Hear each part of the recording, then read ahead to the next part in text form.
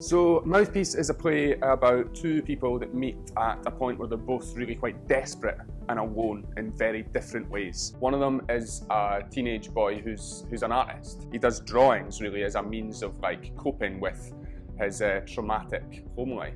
He meets a woman who's a writer, a jaded former playwright in her 40s, and they form a kind of unlikely friendship and both sort of answer a need for each other.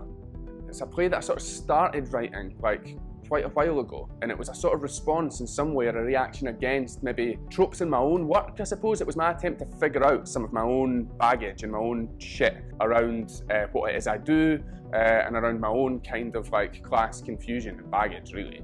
You get quite a lot of theatre that sets out to be provocative in a way that I think is actually sort of being a dick. I hope it's not doing that. I hope that it's asking in a more generous way a set of critical conversations about writers, about makers of work, about cultural gatekeepers, and about the theatres and about the people that are putting on work, and also about the audiences themselves. I kind of hope that everyone's sort of implicated. It's not an essay though. Like, I also hope that people's experience of it is that they are moved in some way, that they fall in love with these characters, because I love them and I want you to love them too, and that they find it funny and human and moving and all those things that stories are supposed to be too, you know?